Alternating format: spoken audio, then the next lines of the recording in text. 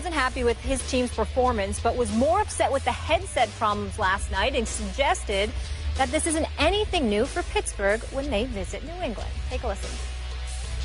That's always the case. Here? Yes. Well, you're saying that every time you play here, you have... I said what I said. Like what exactly happened? You just didn't have any communication? We were listening to the Patriots radio broadcast for the majority of the first half on our headsets. Coach to coach or the coach to quarterback? Coach to coach. You mentioned the frequency of communication problems here. Is that something you've experienced in any other place where you guys have played?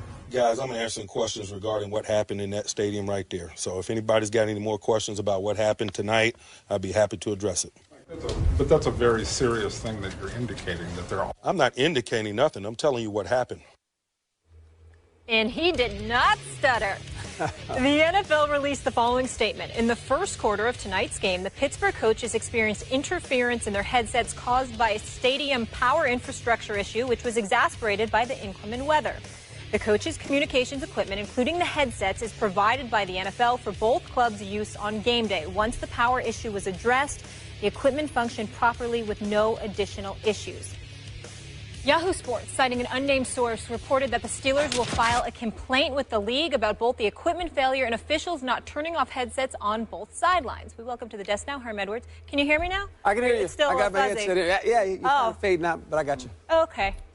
Do you have a problem with all this? Well, this occurs at times. It really does. Okay. I've was in the league for a number of years. It occurred on my watch as a head coach, sometimes even in our own stadium. And I think the procedure is this. Obviously, when your headphones are bad, you let the officials know. The protocol is to obviously turn the headphones of the opponents as well off, and that should happen. I'm pretty sure they were able to do that. This didn't interfere with what happened in this game last night. When you think about the Pittsburgh Steelers, with the bad interference, they were still able to move the football. They had over 400 yards, really, offensively. Their inability to cover the tight end was the issue. And we said that going into this game, that last year this football team gave up 11 touchdowns to tight ends, and last night it gave up 4. And so that saga continues to show itself. If you look at the Pittsburgh Steelers, and Mike was hot under the collar, because this was a game, when he looks at it, you really put yourself in position to lose this game by your own errors, whether it was covering the tight end, dropping some footballs, catching a touchdown, but your foot's out of bounds. These things, when you play a Super Bowl team on the road, get you beat. And so Mike was hot about everything, and I can understand the phones going out, and obviously it's New England. All that has transpired this whole offseason is the first game of the season. Everybody's excited about football, and guess what? The head coach, when the game's over, said headphones didn't work. Well, everybody's talking about the headphones now. Let's just look at the game for what it was worth. Both coordinators were on the sideline, offensive, defensive coordinators. So you can still communicate to your players. And this game was lost by the Pittsburgh Steelers rather than won by the New England Patriots because of the errors they made. Okay, but as Jets head coach, Yes. did you ever experience Sure. any funny business in Foxborough? I don't know if it's funny business, but headphones being out and in other places as well. And they go out every once in a while. That's part, and you have a plan when they go out. Okay. Look, it's just like players. When a player gets hurt, they don't stop the game and says, oh, by the way, your first string quarterback just went down. We got to cancel the game now. You got to adjust. You got to go play. And Mike and those guys did that last night. But you look at this game, when you really break it down, this was a game. If you're the Pittsburgh Steelers, you got to look at your secondary and the back end miscommunications. The tight end. I mean, we talked about it all week before the game. They were going to shut him down. Stop the That's tight what end. they said. Well, guess what? Tight end caught 4 touchdowns. 87. He's going to run up the seam, guys. There he goes up the seam. It's killing this guy right now because I was on his radio show yesterday and I said, we got to be worried about the tight end, Stephen A. That's his Pittsburgh Steelers. And really, Pittsburgh moved the football offensively. They really did. If you're New England, you got to be concerned with your running game. Yep. Your run defense, because Pittsburgh ran the football and really made some good throws in the passing game. But, you know, interception here, a drop pass here, a misplay of a ball in the end zone you should catch, and then the tight end running up the seam all night. That's never good. Get you beat. You want to go? Go ahead. I got a lot to say. So Coach, you're saying that you, as the head coach, Yes. would not have filed this complaint that the Steelers reportedly filed? No. You would let it go and go on to the next Let it go, week? move on. That That didn't get us. If I look at that game and I was sitting in that seat, that did not get us beat. I don't blame him for filing this complaint. And I do love me some Mike Tomlin, and I love that soundbite. I loved what he said afterward, because you want to talk about straight from the heart. That's what I appreciate about him. He's going to tell you just about precisely how he felt after that game. And I do agree with you. Strategically, it didn't lose the game for the Pittsburgh Steelers, in part because your quarterback's a veteran quarterback, and I can make the case he could call his plays better than Todd Haley could call them for him. But that's a whole other issue. But you have two veteran quarterbacks who are not going to be at all knocked off balance by not having communication with their coordinator. Coach to coach, that's a whole other issue. But here's my problem.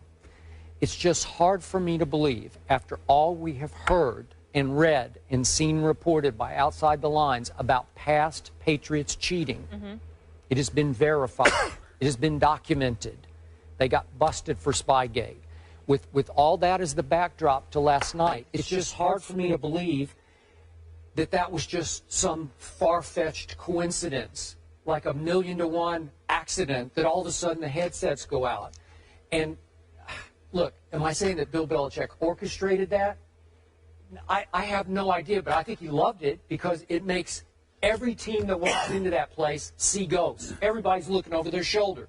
We heard the story about Peyton Manning. He's told Peter King that, man, when big games at Foxborough, I never talk strategy in the locker room, you know, deep strategy. I go out in the hall and talk about it just in case.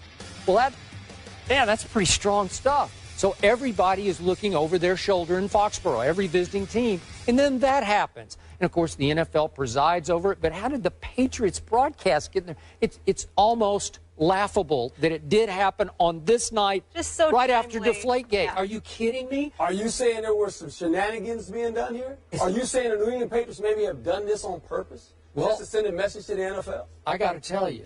It's you almost saying like they're saying, yeah, watch this. Like, this is Belichick. You want to talk about arrogant now. I'm just going to remind you, just quickly, if we go back to the genesis of Spygate. Remember, Eric Mangini, we all know him. Remember, he left Bill's staff to go coach the team that you coach, the New York Jets, and he just said very simply, Bill, I know you tape the defensive signals, just don't do it to me. You can tape everybody else, just don't do it to me. And Bill did it to Eric, and Eric just said, I just can't take this. I'm going to say something about this, and that sparked what happened. Okay, go ahead. I just want to point out one thing before Stephen A. goes and you continue. So the NFL provides the headsets, but it's the home team who's responsible for the installation and the maintenance of the equipment. That's right. That's exactly right. So we're all clear. That's exactly It just seems fishy to me that it could be this 1,000,000-to-1 accident on opening night after Deflategate. I'm sorry, but I don't have any proof of that. I'm just going off history. I agree with Skip. It smells. Yeah. It definitely It's a smells. little funky in there. But I'm going to aim my attention to Coach Herm Edwards. Okay. I'm disappointed in your position. Okay. Let me tell you why I'm disappointed. Go ahead. And I'm a guy that, you know, I'm into sports. It's what I do for a living. But, you know, I love politics in terms of just watching and, you know, purviewing the landscape, watching what's going on. And I have a little pet peeve about just anything. I can't stand when people are so caught up on an agenda that they gloss over the substance of what somebody's saying and whether or not they're right or wrong. We all know Steelers lost last night. We all know that their secondary is pretty highly suspect, particularly when it comes to giving up touchdowns to tight ends, as they did last night and that they did all last season. Yes. We get all of that. When have you ever seen Mike Tomlin duck that reality or that issue? Whatever the issue is with his team, he owns it. I recall a couple of years ago when the Steelers started out 0-4, and guys were walking off the field, and Mike Tomlin was sitting there looking. They were walking off the field because he needed to look in cat's eyes and see who's quitting, who's giving up. Say what you want about Mike Tomlin, but this brother is as real as it gets. He tells you where he stands. He tells you how he feels. He doesn't sugarcoat it. He ain't lying. He may not go all out, But he gonna let you know what the deal is. Yeah. I didn't hear Mike Tomlin that was making an excuse for the Steelers losing last night. I didn't hear Mike Tomlin coming out that said we should have won the game and we got robbed. I didn't hear that. What I heard was a guy addressing a specific issue with this team that should not have happened. Not only did he go as far as to say that, why did he say it should not have happened, Coach? Because he basically said this ain't the first time. They asked him, was it the first time that that's happened here? He said, no. They tried to get him to talk about the bigger issue. He said, I ain't getting into all of that. I'm answering questions as to what happened tonight. They asked him if it happened before. He said, yeah. So what? And you saw him peeved. Now, if he was peeved about his players, do you think that Mike Tomlin would have hesitated to tell us? No. Not at all. Right. The fact that he aimed his ire clearly in the direction of the New England Patriots should tell you something. And instead of looking at it from that perspective, we're sitting here and we're saying, well, you know, they gave up a lot of stuff to the tight ends. And I'm like, yeah, we know that. Ain't no denying that. Right.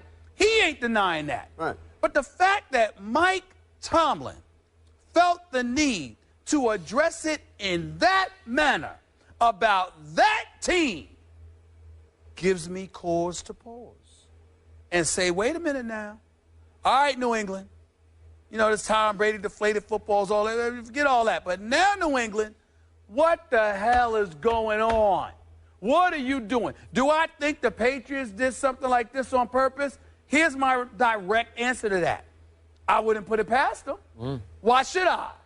You know, all of this noise has been made. What did you just say, Molly? The NFL provides the headsets. But in terms of the installation and the maintenance of it, this is what it is. Now, Bill Belichick is saying, well, we have problems with it, too. You're saying, well, it's different for the home team. I'm sorry. When actual plays are about to be executed, you might have difficulty because the crowd is hyped. But at the time when plays are just being installed, the noise is the same. I've been at many football games. The noise is the same. Come on now. If it walks like a duck and quacks like a duck, damn it, it ain't a mongoose. All right? At some point in time, you got to look at these guys and say, wait a minute. Is this or is this not true? Let's not make this about anything else with the Steelers. We know they lost. We know they're an inferior team right now. They lost. What this is about is Mike Tomlin, who's one of the most credible individuals in the business when it comes to honesty, speaking out against the Patriots. That is the bottom line. How come we can't deal with that? We can deal with it. You're 0-1. You're 0-4 going up there. Okay. So if it's gone out every time, why didn't you say it when the first time you lost to him? Or the second time you lost to him? Or the third time you lost to him? I'm just asking the question. And I'm answering it. And I'm okay with Mike what he said. I'm answering it. Yeah. Coach, could it be because now that all of this has happened, you still let something like this happen? It can't be that you're incredulous as to, really? After all y'all been through opening night? Opening night, you still let this happen? I understand what's happening. That can't be the case. But here, they don't get a redo. Steve, now, that's not what I'm saying. And you know that's not what I'm saying. Okay, but I'm just saying. On many occasions in your career, you have pointed out and have spoken very eloquently about right and wrong. No doubt. Is this wrong? Well, if it's done intentionally by New England, it's wrong. If you thought it was intentional and you were Mike Tomlin standing up like that and you were willing to address a subject like that, you trying to tell me you wouldn't believe it's wrong? Oh, I would absolutely. All right, well, then what does anything else have to do with it? No, if you're thinking that shenanigans went on and it's gone on every time you've gone up there, then you need to say that right from the beginning. Wait a minute. You know what I'm saying? It's a pattern. Once it became a pattern, he finally spoke up. Speaking of people who are credible and honest, Ryan Clark, we often have on this show, has often said on this show, every time we played against Tom Brady, they knew what we were running on defense. Now, that's his view of this, but he's obviously a Mike Tomlin disciple, is Ryan Clark. So that was their feeling. Every time they played, they knew what we were about to do. Right. Okay? So it was already embedded in their psyches when they went up there. And again, I think Bill Belichick loves all this. Yeah, he does. I think he's getting a hoot out of it, actually. Mike Tomlin, like you, Coach, plays by big boy rules. No doubt. He ain't going to whine and cry about something he ultimately knows his team is responsible for. The fact that Mike Tomlin was willing to address that like that, all I'm saying is it should tell us something, because that's not what he does. He doesn't do that. I agree with you there, Stephen A., but we all have our opinions about the New England Patriots before this incident took place. This just adds to the... But he never said anything. No, I'm not going to say it. But before that, right. Spygate and everything else is going on. And he never said anything. That's exactly right. I'm just saying, this just adds more fuel to the fire, right? And at the end of the day, adds more fuel to the fire. And then Tom Brady being interviewed by Jim Gray last night, going to sit up there and talk about bringing up all of this stuff about the Patriots is a discredit to the game of football. Well, damn it, stop letting stuff happen. How about that? Maybe we wouldn't have to talk about When it. the Jets go to Foxborough, where did you meet? In the hallway? I'm just talking about his comments. When you were the Jets head coach, did you meet in the locker room? Were you in the hallway? We met in the locker room. Okay. We won a couple times up there. Okay. Yes, you did. All right. Okay. Herm, you're staying put? Won a division, matter of fact. Okay, we've got some more football to talk. Herm will stay with us. We have the #1 and 2 picks in the draft facing